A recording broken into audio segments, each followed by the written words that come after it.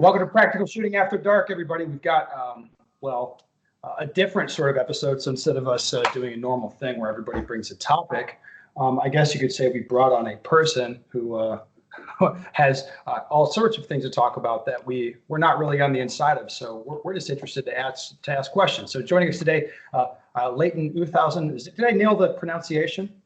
Yeah, it's close enough. Think of who stays in that house, and that's good. Okay. So you are Area 2 Director right now. I am. Running for re-election for Area 2 Director.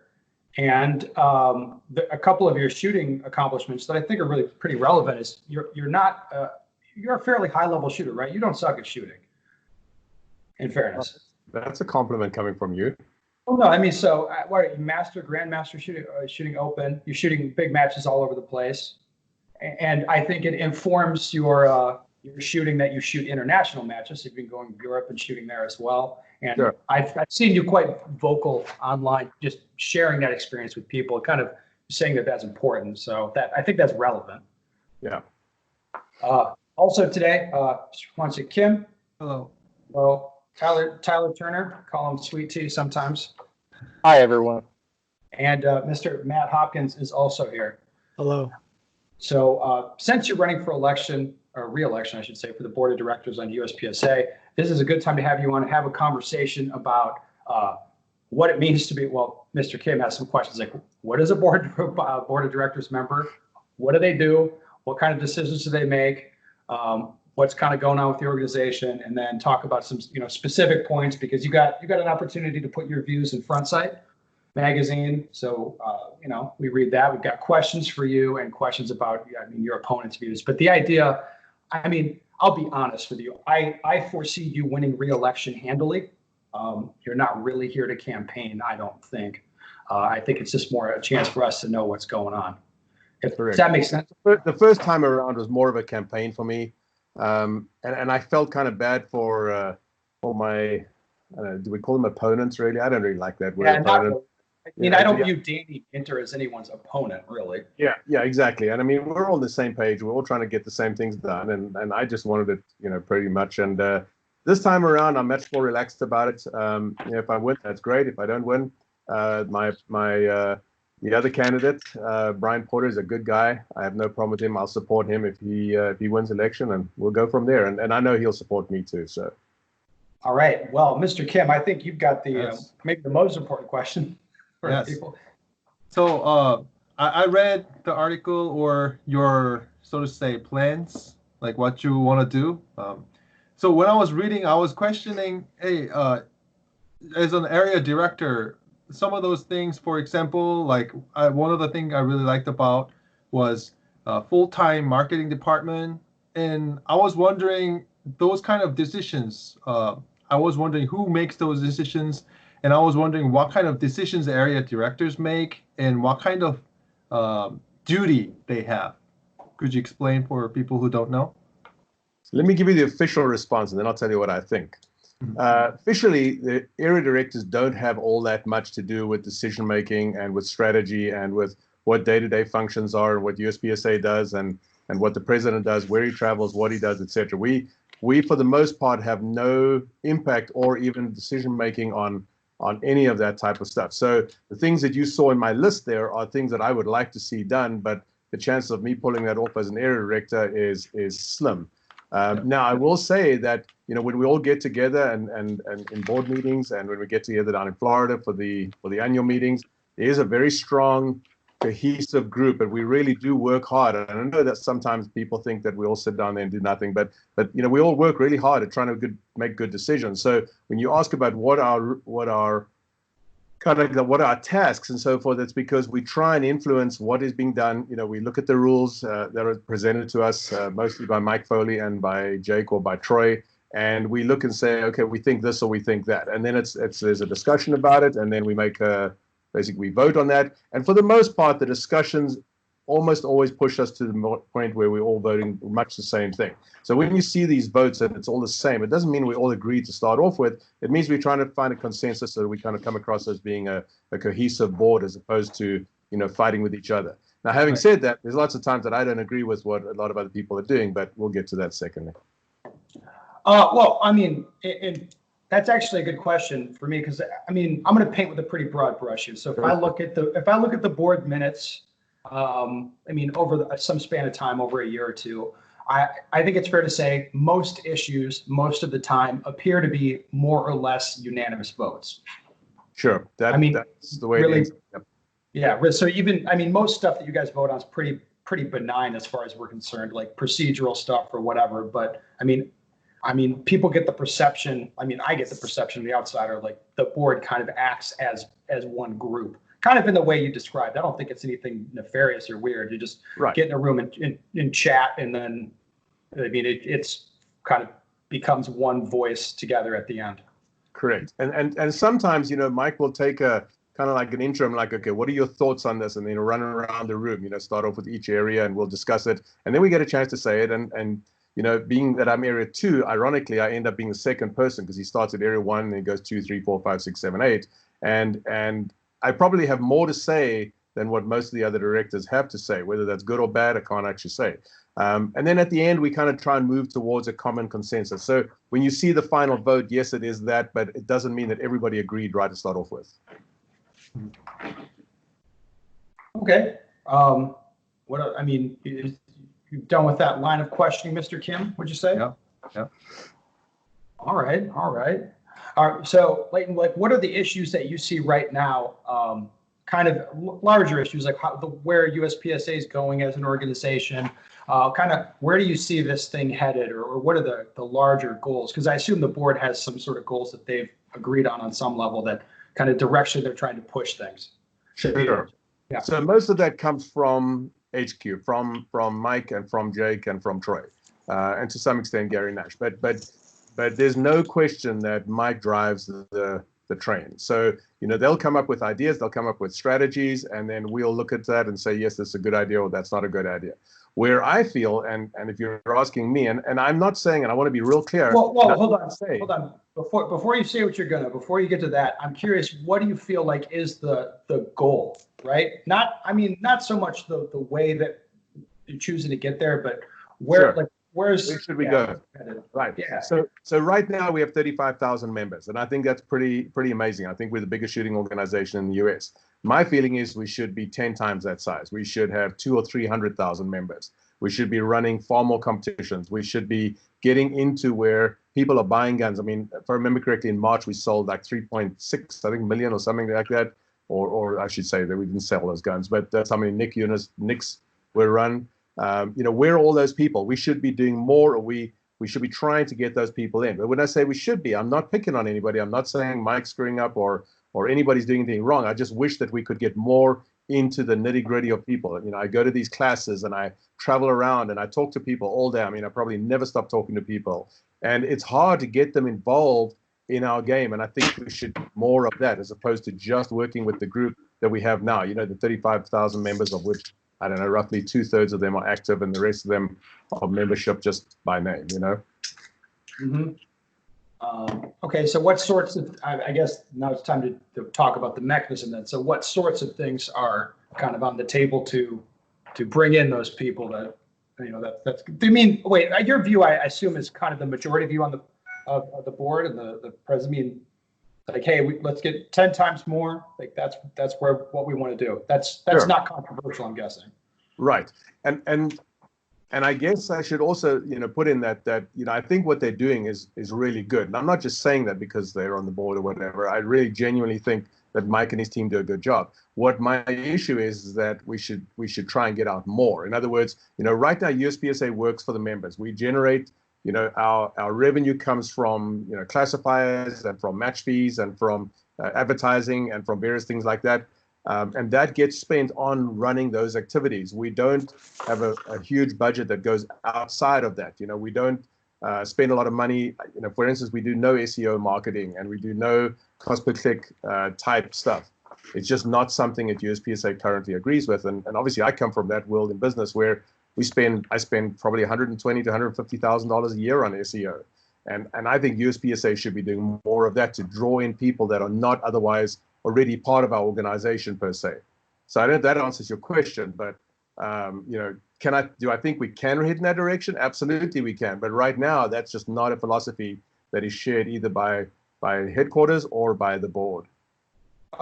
Which part? That the specific tactic of sort of online marketing and paid online marketing. I imagine the money is the bone. Is the money's the bone of contention? Like we don't want to spend money on that. Yeah, and I think that the reason for that, the reason that is being presented to me is that we don't want to spend money on that when, we have enough business and we have enough people that are already coming in and shooting our matches. We have, the Nationals is almost always full. I almost said unless it's in Frostproof, but I don't want to get into trouble here. But, there are, if you look at some of the area matches, let's look at those, the area championships, area 2, area 1, area 4, area 7 and 8. They're all absolutely packed. I mean, it's ridiculous how fast those matches fill up, and yet we're not doing enough to generate more of those types of things. And again, I'm not criticizing. I just think we should be doing more. Now, what's the problem with that? You take area 2, which is my area, of course, Rio Salado. We've got to find more range facilities, and maybe we should make the area matches only the top shooters that come in there, and that's another strategy that Mike and probably half the board don't agree with. They feel that the top shooter aspect of our sport is irrelevant. It doesn't matter how good you or I or Wansik or anybody else is. Sorry, Sal, I didn't mean to leave you out. No, of course. That's just not their emphasis. That's why the emphasis is not on juniors and on ladies and on the different category divisions. It's basically just on looking after the club matches and the little guys and the people that just want to shoot and have fun. I think that they should be putting a lot of emphasis into using the top guys. But the top guys have also shot themselves in the foot. They don't come in, they don't do enough to, I think, promote USPSA. I'm not picking on you when I say that. I just think that it's across the board.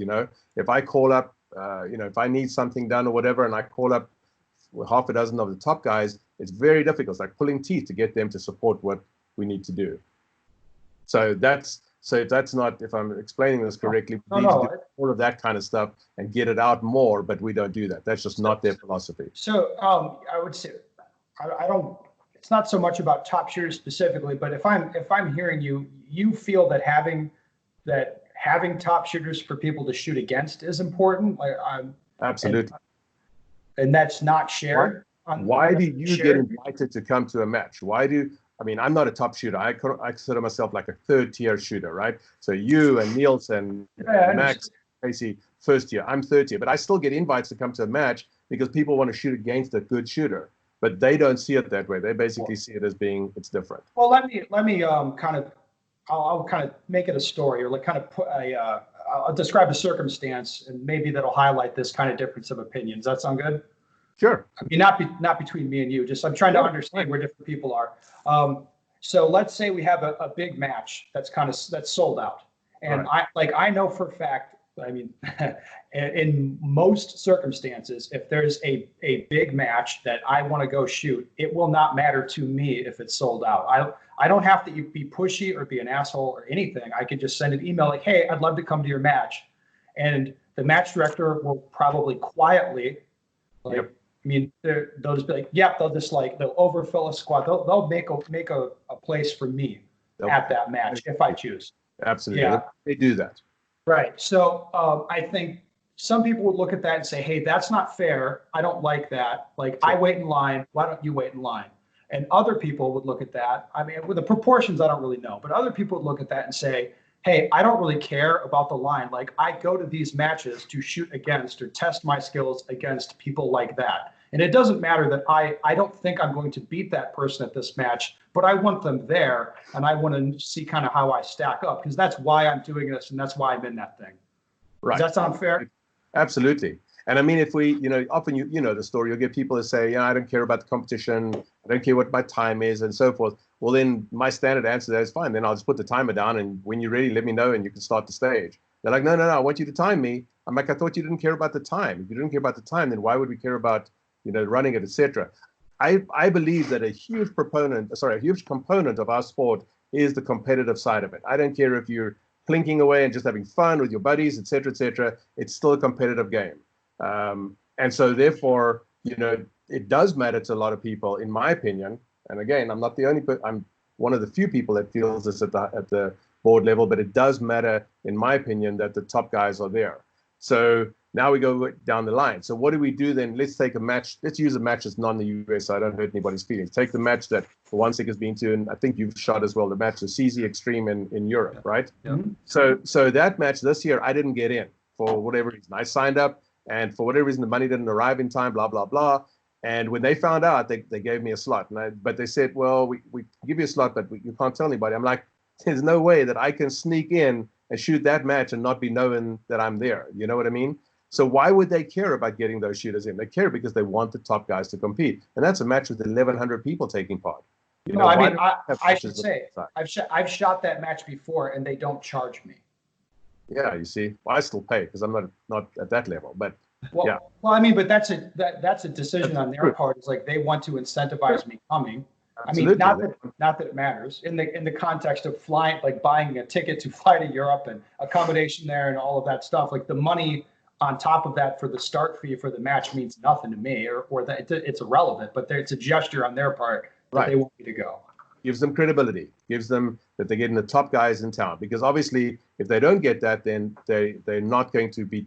You're not going to have people competing against the best. Now, not everybody, like you said, and I completely agree. Not everybody has the same opinion. I mean, I listen to your podcast, and one day you'll say something, and I'll be perfectly agree with that, and then you'll say something else, and I don't agree with that. That's fine. I mean, that's okay. Yeah. We're all A-type personalities. But this seems like a very fundamental disagreement. I mean, I'm shocked what you're saying that people don't care. It's not that if there's top shooters themselves, they're not important, or no particular individual, but the fact that there are, you mean these guys that are really talented or driven, or in my case, like lucky maybe. So there's these guys that are put up good match performances, and people do want to shoot against those people. And I think your most serious USPSA shooters want to shoot against those people, in my view. Well, and Leighton, I don't want to put words in your mouth, but I think what I'm hearing you say is that the prevailing, or at least the majority opinion of the board, the executive officers of USPSA, the attitude is we're going to focus on Joe C class, the mass market. Absolutely. We're going to put less of a focus on high-level competitors, and I would think that would trickle down into the prerogatives and the priorities of the board as it relates to competition and marketing and match administration, right? Absolutely. Rules. Correct. Well, let me throw something else in, and then you can use that in your discussion. So, do you think USPSA should be run as a business? What's your answer to that? Absolutely not. Being honest, absolutely no. Wansik, what do you think? I think, well, the sport, fundamentally it's a sport, but I think it's got to be bigger sport, like maybe not to the point it's American football or baseball, but I think the business side actually will bring certain part of the participants. Some participants will participate due to having fun or being athletic. Some participants will definitely participate because they're in the business, like a gun industry. So I think it's not we only go for business. I think it's balanced thing. So business definitely has to be there, in my opinion. But the focus and the service has to be for the athletes. I agree. The USPSA. I first came into this game. Sorry, Tyler, go. I was going to say USPSA should be run like a business to the extent we remain solvent. We have to pay our bills. Just like wait, hold on, Leighton. Let me put a question to you, or a point of view. So, in my view, USPSA, the organization, one thing, but we have this practical shooting sport, which is separate from the organization. It's a sport of practical shooting. Yes. The organization is here to serve the sportsman, in my view. Like, we have this thing we like doing. We need a rules set. We don't want it to be a disaster when we travel to different places, don't know the rules, don't know what's going on. And I think the organization primarily should serve that interest. I mean, secondarily, I honestly, the way things are, the dynamics of this thing and the way it's set up now is the organization pulls in a lot of money. And I would think more than is needed to accomplish that, to accomplish those basic tasks of having a rule set, having an NROI, having all, administrating in nationals, all these things that I think are necessary, important, and have to happen. And then, as that money comes in, then using that money wisely to, I mean, further the interest of the sport, like that to me is important. Like but that's a secondary thing, very secondary. So, I mean, When what's I your first read on got this? involved in this thing, I thought, and if you go back, probably I said it in my last election as well, that USPSA needs to be run as a business, but it's more. And at the time, what I meant by that was, like Tyler just said, it needs to be, it needs to stay solvent, it needs to pay its bills, it needs to have a little cash on the side for things like this crazy Corona time that we've got, etc. But other than that, they should be spending the money on services and on getting out there and doing things and so forth, right? Now I see USPSA as more as a business, and that's something that I would like to see change as well. And I have voiced this. Wait, you'd like to see that change? I'd like to see it more run as a service to the members and student community. Okay. Sorry, Well, I speak? yeah, no, that's interesting to hear you say that, because look, you have an opportunity to put stuff in front site. Sure. I read through what do you feel USPSA is doing right, and then what do you feel USPSA is doing wrong. I think you wrote 600 or 500 words on this subject, and I don't want to too much. Jake made me cut back.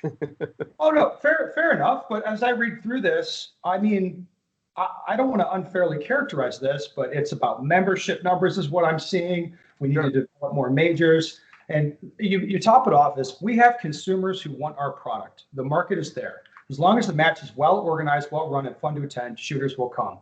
Now, I've always thought that I am a sportsman to be served by the organization, not a consumer to have a brand. The USPSA is a brand marketed to me. Like, so what you wrote down here stands on its ear, the relationship that I've always understood to exist. It's opposite to what I thought was going on or what I would like to see happen. And it seems contradictory to what you're saying now. So that's why I'm a little confused. Oh, and I don't mean to be confusing, because what I was talking about there is how things are run, right? And the fact that we're. Oh, this is what do you feel USPSA is doing wrong, and you want to steer into this stuff. I mean, this is what you wrote appears to be completely opposite to what you're saying. Well, I mean, I'm not trying to characterize this wrong. Sure. This is a different message. Let me pull it up real fast. Let's see. I've now switched to different computers, so I can't pull that up because. Of course.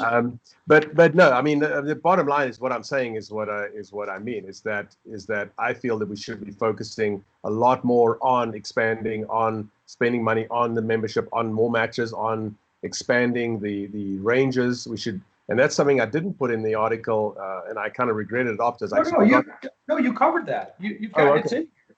Our current membership is 35,000. Area 2 has 6,000 members. We have 90 clubs in Area 2. You make it clear here. We're going to expand. More matches, more membership, more. Okay. Right? Okay. Yeah, you make that view clear. I should say I don't view necessarily more matches as being good for me, the competitor. Like more I should get into matches.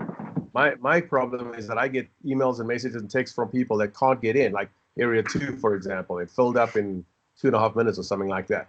Now what I do with them, it's not fair for them not to be able to shoot their own area match.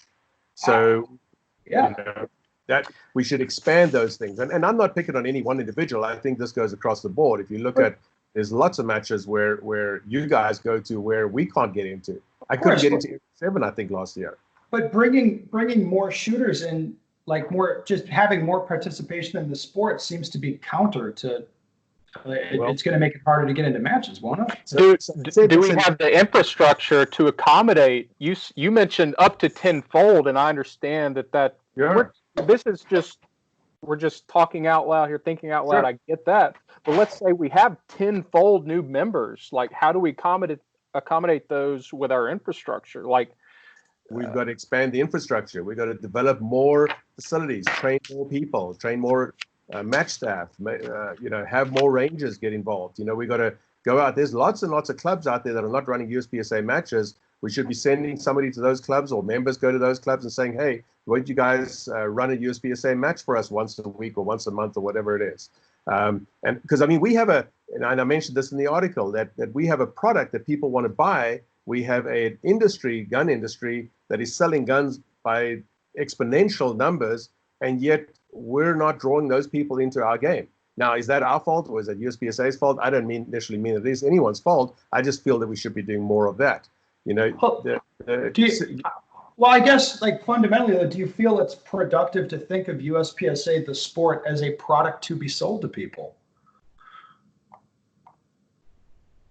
I mean, I should say, USPSA, but the sport, surely, yes, I do think well, of I that. should say, speaking for myself, when I saw a Shooting USA clip on the internet, I remember this. It was the fall of 2004. I saw a clip of Rob Latham doing some IDPA stuff with barricades, and I was like, that's a sport I want to do. Sure. Like, that sort of thing. And nobody had to sell me on that. I just looked at that and that dude looks like he has two dicks. I mean, right. And it's awesome. He's shooting fast. He's doing all this cool stuff. Like, I want to do that. You on that, by the way, but anyway. So you're a different guy. You understand your personality, your drive. I mean, you went from nobody to somebody in a relatively short space of time because you put your effort into it and you studied and you trained and you drive by it, etc. Not everybody's in that category, but the fact is that we're not trying to satisfy everybody the same way. What we're trying to do, or what we should be trying to do, is getting more people involved. Like, for instance, I think we should be developing more clubs with more matches with clubs that we don't even know about right now, right? And we should be helping train them. I mean, I mentioned in the article if we should bring in a guy like what I call a club coordinator or whatever title you want to give him, and everyone's into these titles, and have that guy specifically tasked with going around and training clubs, training people how to hold matches, have some kind of a club manual or an operating manual or a protocol thing, whatever it is. And that guy travels around, or girl travels around the country and teaches them. Somebody that's enthusiastic and super outgoing, you like a PR type person. And you say, well, are we trying to satisfy, we trying to draw people in by selling them our product? Yeah, I think we are. That way we can build the organization, we can generate more funds, which would make USPSA super happy. And then that way they can actually use that money and spend it on developing more exponential things after that. I mean, it's like in my business, we run a dog training school, right? Christopher's in charge of all the signups. If he gets, all the classes are filling up because he's doing a great job on SEO and everything. And he goes to the general manager and says, okay, those classes are full. Everybody's always so proud. Well, we're full for the next 3 months. And I cringe when I hear that, because if I wanted to train my dog, I want to train my dog now, not in 3 months' time. So it's the same with shooting. If I want to match, I don't want to wait till I can get in. Well, this is a great way to kind of juxtapose the different views, because I do similar. I do training.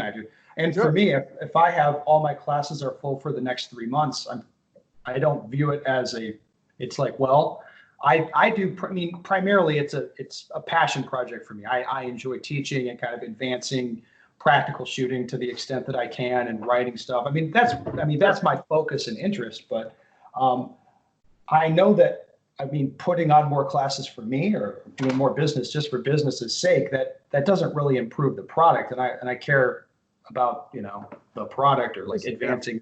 Yeah. Yes. Why did you and a OneSig team up then?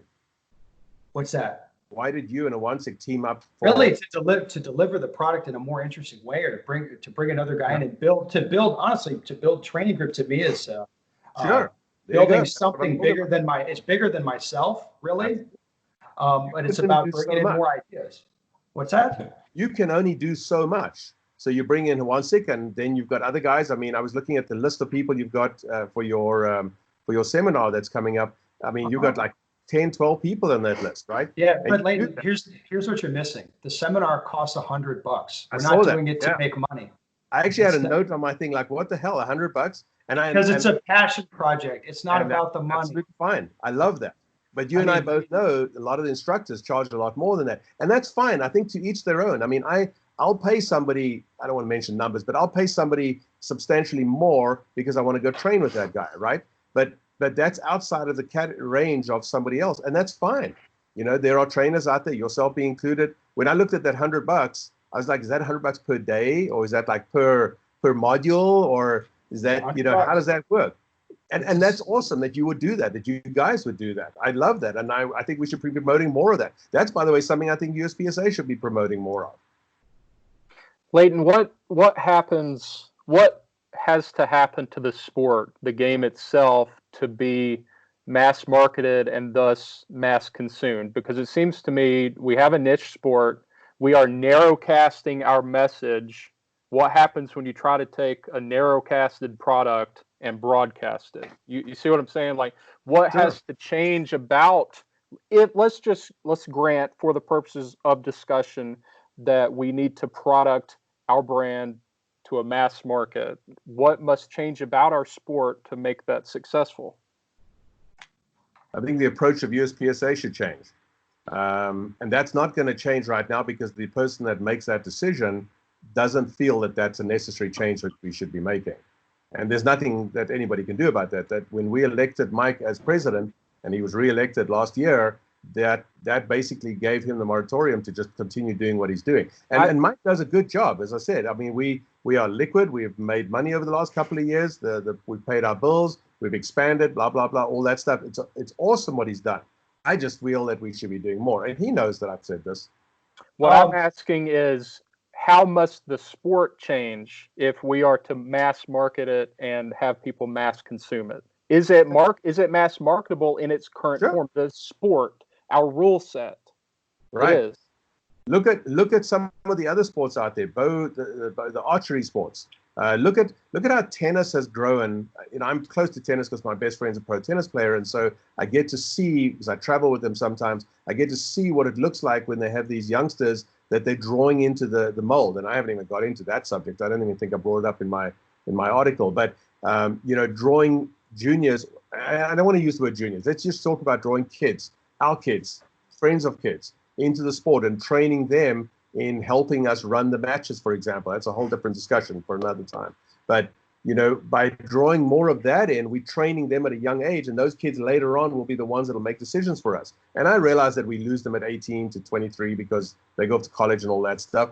But we certainly can expand the brand. We can expand it to that. We can expand it to the huge Second Amendment community that's out there. And I don't think we need to step on toes from I mean, I did a class the other day with Tim Herron where I was probably the only serious competitive shooter there, and most of the other guys there were self-defense.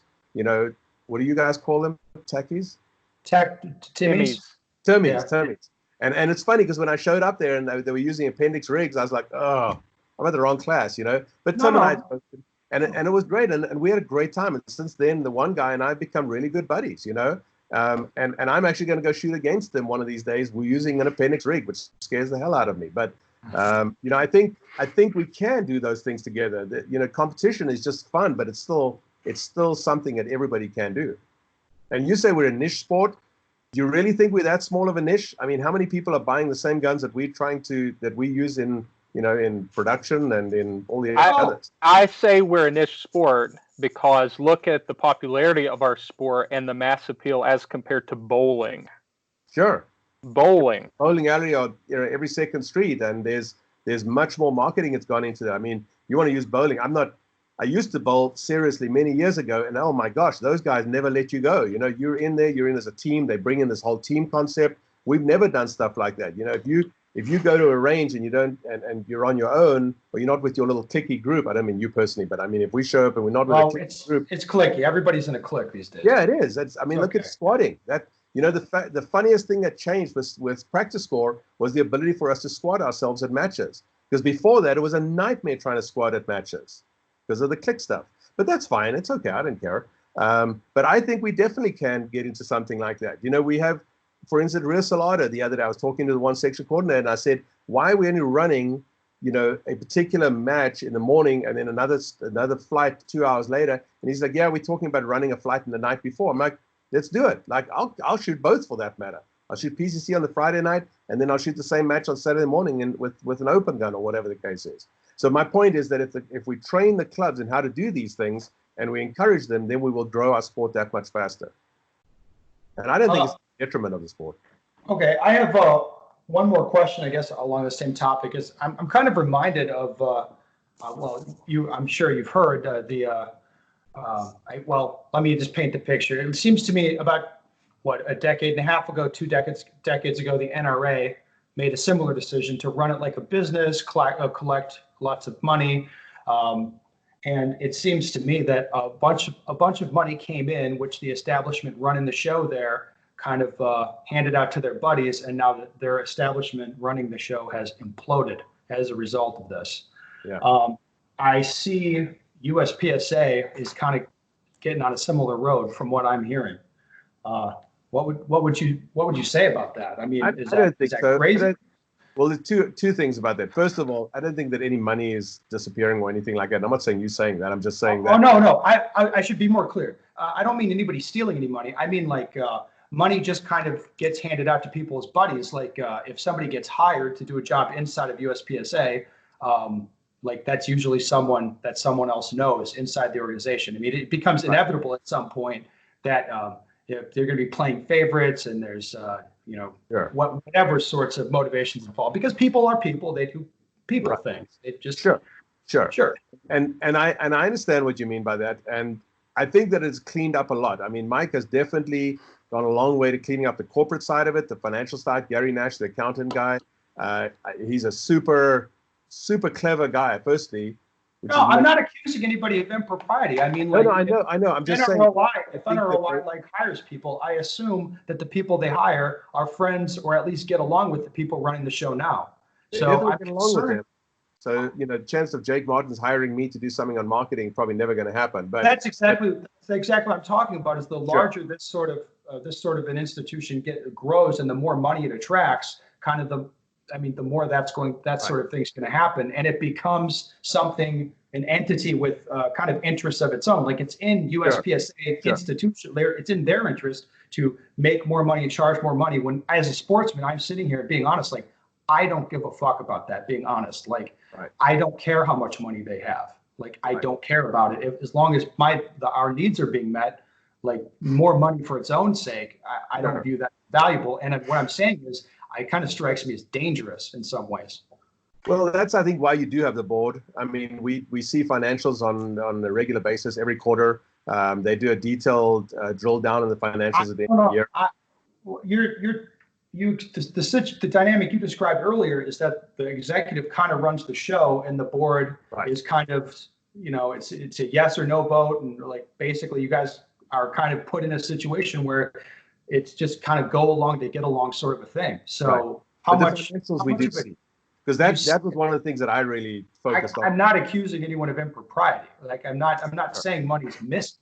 Like looking at the financials, like, that's not what I'm saying. It's more money just for its own sake and hiring people's friends and like. Well, the analogy with the NRA is that they had a core purpose of advocacy at one point, and along the way, it wasn't any one thing in particular, but I think all organizations are susceptible to this at some point, which is the organization becomes about perpetuating itself and its revenue as opposed to the core purpose.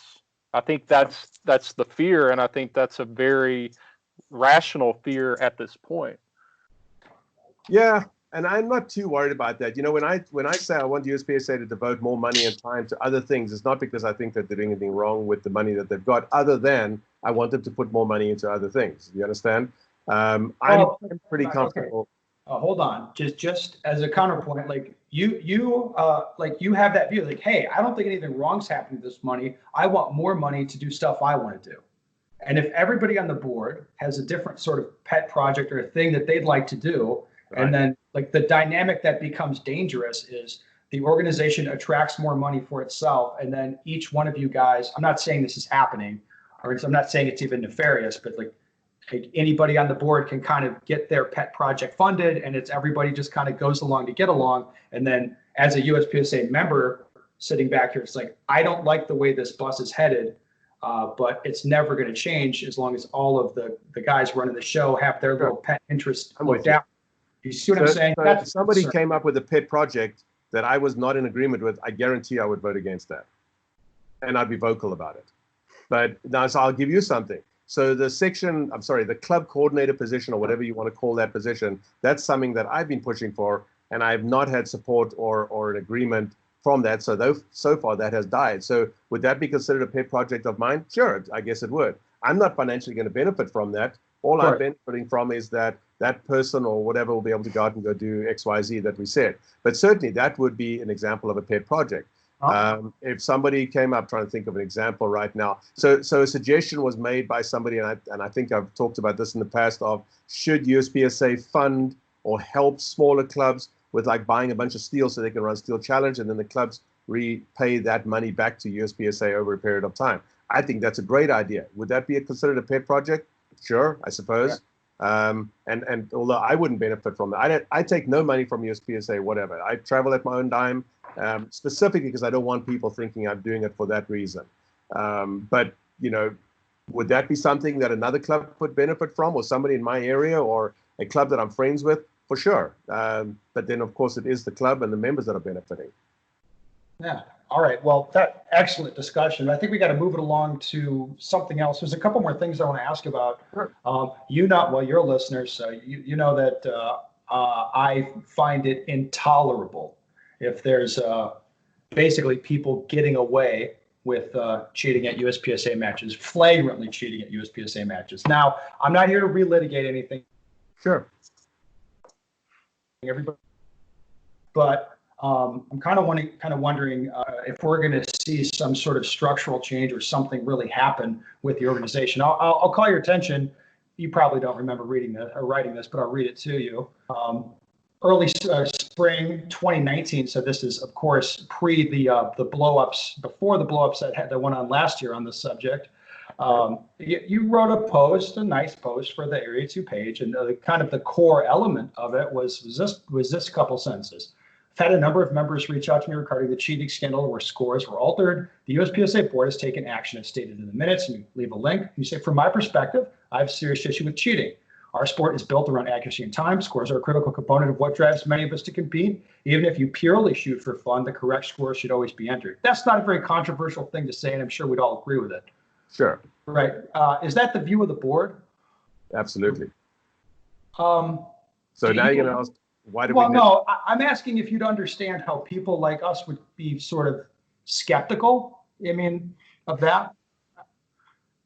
Well, one of the people that we did ban permanently, or whatever you want to call it, take his membership away permanently, was one of my close friends at a protege. So, and I was the one that stepped up and reported him to the board and kicked his ass and was like, what the hell, dude? And it's funny because that whole thing blew up because somebody else got beaten by him at a match, and she was like, hey, there's no way he beat me, etc. And then I mentioned something to him because he had a night we were shooting together.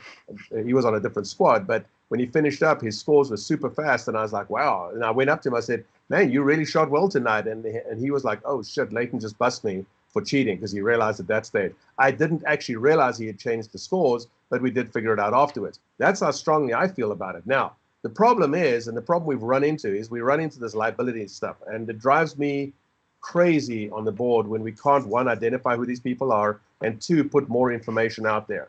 I've had arguments about that with the board, but I understand why they feel that way. What sorts of information what sorts of information do you think should be put out? I think we should name who the person is, and we should, like you, whoever it is that, that page, that Instagram page, I forget the name now, but the one that they post all the cheating scores on or whatever. I'll be perfectly honest with you. I don't think those people should really be named. Okay, but that's, in that game is just different opinion. I personally think it's named because everyone knows who they are anyway, so why not name them? But I understand the legalities behind that, and I have to abide by that because the majority of the board says we have to do that. Well, but I think mostly the attitude among a lot of the competitors is these things get reported to DNROI oftentimes, and I mean, believe it or not, I mean, I'll hear, hey, I reported this, and then I didn't hear back, or things like that. People report things, nothing happens. You'll have, like, whether, I mean, you wouldn't agree to it because you're on the inside of this thing, but from an outsider's perspective, it looks sort of like the organization doesn't care. And again, that's not pointed at you as an individual, but it looks like the organization doesn't care. Okay, so now here's the thing. When you make these statements sometimes on your podcasts, I'm sitting there listening to my radio. I want to throw a brick at the freaking radio because I couldn't disagree more with you when you said, as an organization, one, they do care. No. I'm not speaking to whether, I'm not saying the organization doesn't care. I'm saying It appears as if they don't. So what you see publicly and what happens behind the scenes are two completely different things. I mean, that one person, I probably can't say his name, but Yeah, no, the there's one no reason that was to. Everybody knows what we're not talking about. guilty. We spent like 3 hours going through all this stuff on the guy's scores, and I said I'd actually looked at his videos, and I'm like, buddy, you didn't shoot those videos the way we did, and I've got to be super careful what I say here now. But, Yeah. We're really not asking for specifics on Sure. any case. So But I'm don't go saying- anywhere near anything that'll get you in trouble. But that's how much we care. We spent hours and hours going through that stuff, and me on my own time going through practice score scores and looking. And there's other people that have been looked at and had. But do you understand why the perception would be there? Sure, absolutely, because you're sitting there and you don't see what's happening on that side. And should that be put out there? I mean, there's other discussions that go on all the time about, not all the time, occasionally. I think the cheating thing has been nipped in the bud. I must be honest. I think that it's reduced. I still think there's cheating out there, but it's super difficult to catch somebody now. So for example, here's one of the issues that I always bring up. So if you go along and you shoot a target and you shoot an alpha mic on a target, and you shot an alpha mic, any one of us that's a decent shooter knows it's an alpha mic, right? But you basically talk the RO into giving you a double because you think that there's an extra mark on the target. So is that cheating? Yes. In my opinion, it is. And I have an issue with that. I'll say something to the shooter after. I didn't give it to my best friend. Well, I mean, I think what you're highlighting is one of the sort of a structural issues. Like I would say to you, like under no circumstances would somebody doing exactly what you described. Well, maybe not under no circumstances. Maybe if they went and told everybody about it after the fact. But if somebody is arguing to try to get something out of an RO and essentially lying, right? They're saying, right. Okay, I got one hole there, and I'm telling you that's two, and they know that the opposite is the truth. Right. Like, do you foresee any set of circumstances where that person would actually be punished for that in USPSA? Probably not. That's going to be more of a social, your buddies. Right. So it's getting to the point where with a 35,000 member organization, it seems like a problem to me that we both agree that's the case. No, you're not going to be punished for doing that, and we both agree that it's something that shouldn't happen. But there's no punishment for it. Now, knowing that somebody's doing it's a kind of a different question. It's a different problem. They would have to admit to it, or we need right. We need a little more to know that that's what happened. But in theory, if that's what takes place, I mean, that person really ought to be punished, shouldn't they? Yeah, probably, or certainly some kind of consequence. I don't necessarily mean. I must tell you, I do have a little bit of an issue of the draconian punishments that we talk about sometimes. This is great. Let's talk about it. So I would like there to be a tiered type punishment, not just, hey, you got caught doing something wrong. And I'm not saying cheating. I think cheating is a big thing. But let's talk about the double that wasn't a double, or somebody taped your no shoot intentionally and to help you. We know that stuff happens, right? I believe that guy should have some penalty, but not kicked out of USPSA for life. So there should be like another tier. And I actually wrote an outline about this, but it didn't really go anywhere as to how we could clean up some of the things, but not clean up everything. Now, the problem with your cheating things that you have and these scoring things, these practice score things, and I don't know if you've looked at the obviously I'm sure you have, but the newer versions of practice score where all the stuff that Ken Nelson is having put in, where it now shows every time there's an edit, right? I have looked at, I don't know, hundreds of edits, I suppose, so far, because I have access to more detail or more data in practice score. But the advantage, it's super difficult sometimes, even looking at that.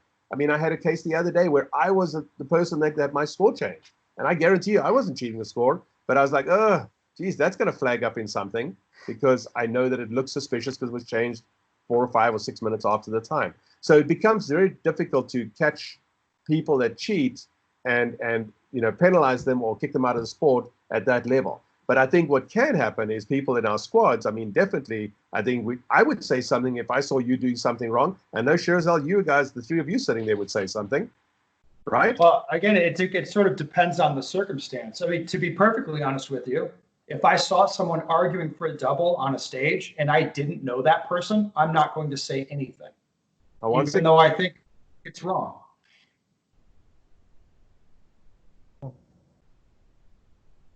No, honestly, I'm not. Why would I? No, I understand. I said it one second. Or Tyler, what do you guys think? Would you point to somebody? As a competitor level, I think it's different than organized the staff at the organization level, I think the thought should be definitely different, of course. So what they're giving you is it's going to be a no, like, because people don't typically like it's fairly rude to be calling out strangers like that and getting into an argument. Like I wouldn't do that. I would need to see more. Now, if I see the same guy do it 2-3 times in a match and I start getting genuinely pissed off, yeah, I start saying something. But one guy arguing over one hole, just watching that happen, like, no, I mean, I'm not going to say or do anything about it. And I think most people wouldn't. I'm all for social shaming as to correct bad behavior, but it's so situationally dependent. It is, and it's not really relevant to what the rules are. It's really not. Like organizationally, how do we handle infractions? I mean, we're talking about on the squad level, right? We're talking. I'm talking about cheating at all levels. So if you have somebody, I just brought that up because calling a double, in my opinion, is a form of cheating. Or it is cultural, right? Sure. It can be pervasive throughout an organization, and so to me, my feeling's so strong that we can't tolerate cheating at any level, lest it infect and spread, because it's been my experience that if a club at a club level, a squad level, yeah, real easy. Club level, easy. And people travel. The stuff, if you get away with something here, you'll get away with something there. And it spreads like cancer. Cheating is cancer. And that's why I think organizationally, USPSA, the board of directors specifically, some scheme, whatever it is, something, we have to make it so abundantly clear that cheating is not tolerated in the sport, that people live in true fear of not getting to participate. Right. Why do you think, Tyler, that it's so? Let me ask you guys a question. What makes you think that the board doesn't take it seriously? Well, there'll be a couple issues specifically. So, I mean, I'm not going to name names, but that one issue we all know about, that's a big black eye for the organization. And then I'll be honest, the practice score data, which I believe was given to someone in the organization. I'm talking about the people inside practice score who scraped their data, who come and they posted it online. It was like, hey, like this individual over here with like some ridiculous number of edits, 20 or 30 edits, like I'm sure that data was sent to USPSA, and I can't see that anything's been done with it. So if you have a list of 30, 40, 50 names, I'm not saying you do, but the guys at practice score do. I'm certain of that. They've said as much. If they have this list of 30, 40, 50 names of people with an exorbitant number of edits, I'm not saying they're all cheating, but I'm certain that some of them are. Sure. And the fact that that hasn't been looked into, nothing's come down from that, nothing actually has happened, like that these people have not been been looked at and been run out of the organization on a bus. Yes, I would look at that and say it looks like the organization doesn't care from where I sit. And it's like we can talk about what we care all much. They just weren't publicly looked at because, as you know, right, again, but that area subject. That's not what I'm saying. I'm saying if 10 or 20 members didn't get kicked out of the organization as a result of that data, then the organization failed to properly look at that data and assess it and investigate what was going on there. That's my read on it. There's no way that any reasonable person would look at that amount of edits and then start actually looking at each case systematically, case by case, person by person, actually go and ask questions. There is no way. This is the kind of thing, like it becomes a priority. You drop all other business until you've cut the cancer, in this case, cancerous people out of the sport. In my opinion, that's priority number one. We're talking about Spanish Inquisition, Right. I'm not talking about like throwing people out when like they have a bunch of suspicious edits and we look at that and be like, yeah, throw them out. Like, no, I'm not. Right. That's nuts. No, I understand. I talk about ask questions specifically to this. Like I put DNROI on it. It's just like, you're going to hire people. You're going to this is a 40-hour-a-week thing for the next month until this is done. I want every single name looked at in detail, and I want to report. That's me. That's what I would want to see happen.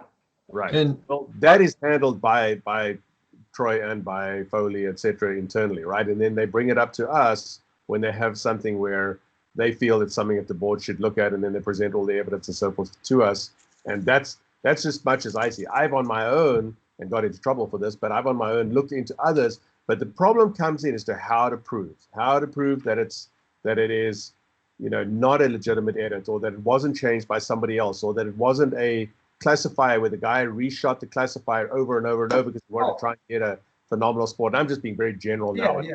But I mean, you can, like, to me, again, this is just me. If you see a suspicious number of edits with somebody and the organization communicates to that person, like, hey, there's all these edits, like, what's going on here? You need to explain this. Then they look at the story that person tells or the explanation that person gives, and then figure out, like, does this make sense? Is this credible? Should we look further? So basically, you're going to figure it out by asking questions. Right. Sitting and not asking questions, well, yes, you are assured you're not going to learn anything doing that.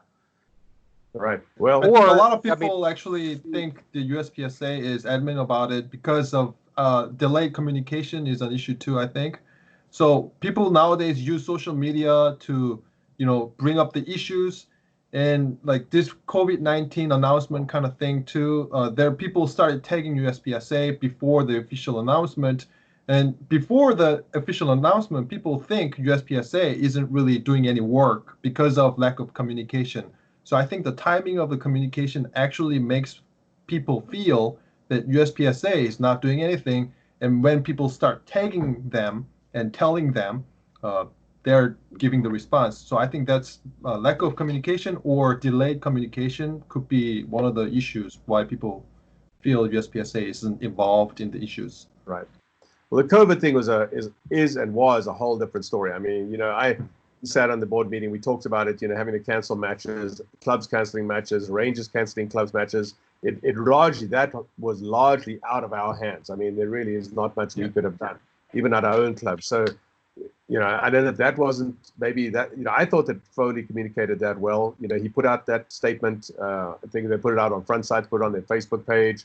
I believe they emailed it out as well, but I can't remember exactly. But I mean, I saw it in 2 or 3 different places, and obviously we saw it as the board as well. There really was at that time, I think that was like, mid-March, if I remember correctly.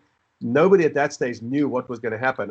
And I'm now of the opinion personally, not as a board member, but personally, that this thing is complete overkill. I think we should get back to shooting and get back to doing what we were doing. But they're gonna toe the party line and the safety line and the lawyers and all that stuff, just like every other business did, and just like our entire industry did. We had no choice at that stage. I think that's everybody's expectations, that USPSA will kind of advise people to follow the laws that they're supposed to follow, and do the best they can under the circumstance. And that's probably the right position for the organization to be taking, I would think.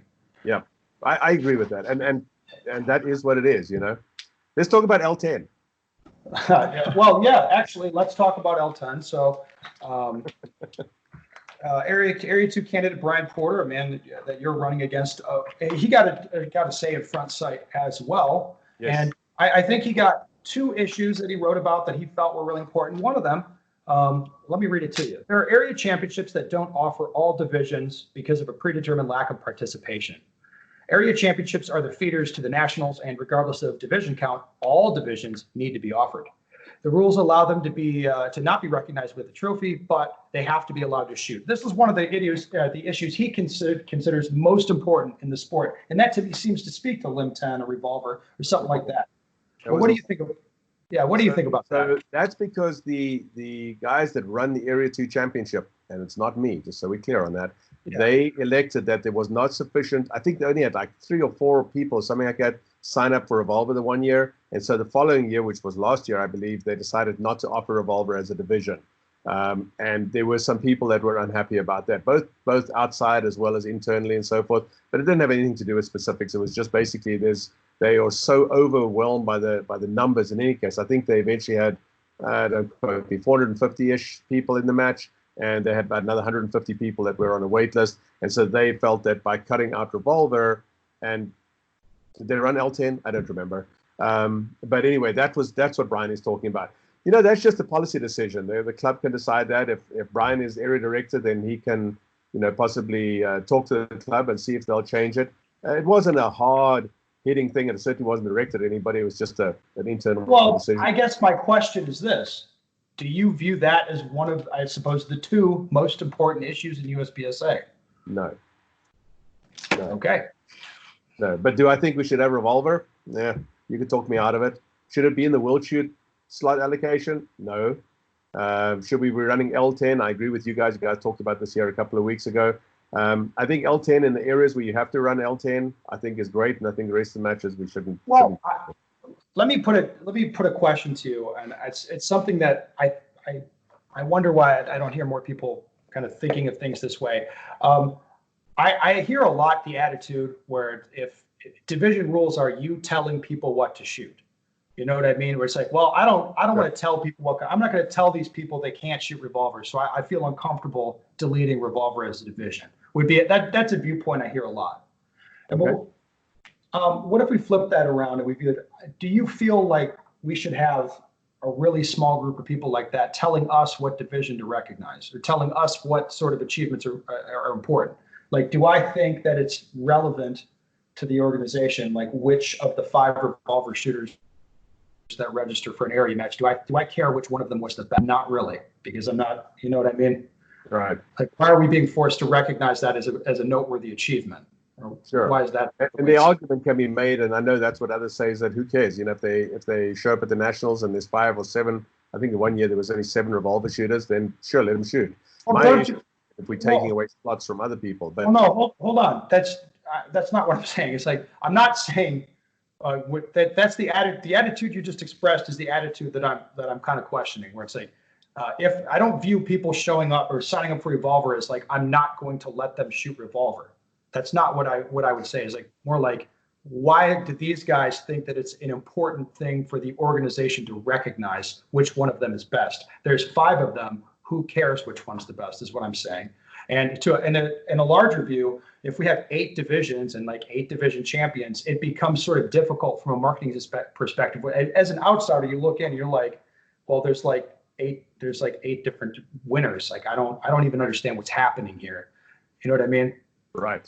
Well, I think it's prize tables too. They have to have another prize table for revolver, another, I think it's just an internal decision, Ben. I think each club to their own and each match their own. If you want to have, like, there's a match that I shoot up at Lake Havasu where they probably have 10, 12 prizes for senior, super senior, super senior, because the majority of the people there are older people, and that's Do you fine.